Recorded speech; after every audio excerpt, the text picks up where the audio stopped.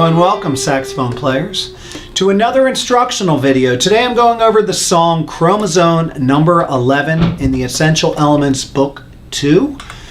And this is a song I teach in my 6th grade band class for a recording grade. And this is one of my favorite songs in the book due to the use of lots of enharmonic notes. So today I'm going to go through the entire song beginning to end, and then I'll play through the song using a metronome. Okay, so in the beginning, I have my students draw an arrow between the 2nd and the 6th note, as you can see up here. I'll put it up on the screen. We have the 2nd note is A sharp and the 6th note is B flat. I have an arrow connecting them when I have the students draw that because they essentially are the same fingering. So we start with an A, and then A sharp and B flat. The way I teach it is an A fingering with this side key. Okay, so we do A sharp, B, then go up to C, B, B flat, same thing, 2 fingers and the side key, and then A, and then C.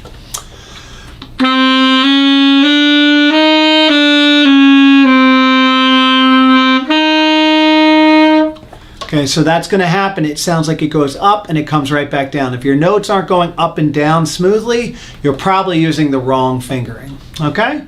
And now we're going to move on to measure 5. Same thing. I have the students connect an arrow between the 2nd note in measure 5 and the 6th and the last note in measure 6. That's a D sharp and an E flat. And these are called enharmonics on the piano. The D on the piano is an F. F sharp and G flat are the same key. Okay, so that's that black key in between the 2 white keys. F sharp goes up, G flat goes down. The same thing on saxophone. D sharp goes up, E flat goes down. So we have D, 6 finger D, then we add this right pinky. This is the upper pinky, okay? E, F, E, and then E flat's the same as that D sharp, okay? So, and then we go back down to D. So listen to those notes.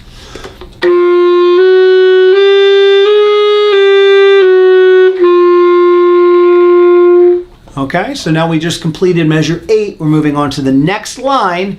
I'm going to teach this the regular way, and then I'll show you the alternate F sharp, okay? So on measure 9, we're going from E, F natural, F sharp, switching to that middle finger, G, G, F sharp, F, E, C, F, F, F, F. Okay, so listen to that.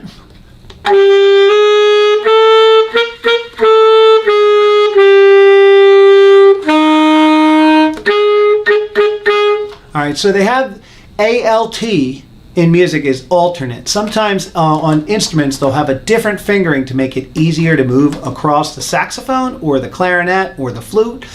So to use that, we should know F natural is this, and on the side of the saxophone, there's this little key. It's not one of the 3 keys that we use for the A sharp, B flat. It's this little key. I'm going to use my ring finger for you. Keep your F natural, and you add that key. That turns into F sharp. So this way you're not flipping this. Here's F natural. And then you add that ring finger key. That's F sharp, and then high G. So here's the same spot, 9 through 13, with the alternate fingering.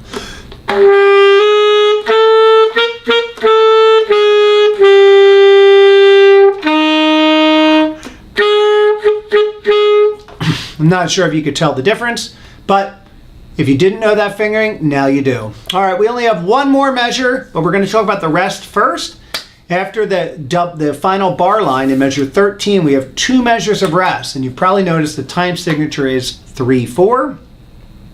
So you're going to count it like this: 1, 2, 3, 2, 2, 3, and then you play the 4 C's.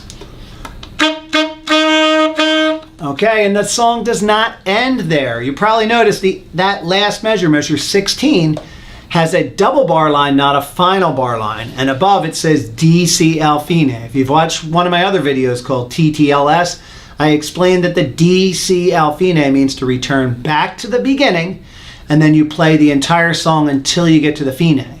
So the song on the page is 16 measures, But when you repeat back and you play it to the fine, it's only 13 measures. So the entire song, including the 2-measure rest, is 29 measures. So I'm going to play that entire song now.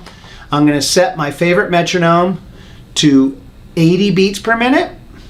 Okay, we're in 3/4, so let me change our time signature. And here we go. From the beginning. Starting on an A. 1 and ready.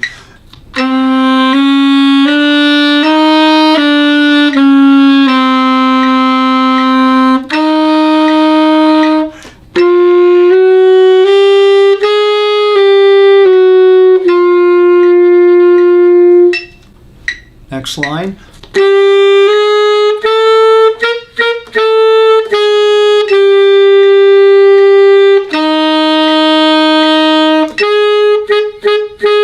One, two, three, 2, 2, 3.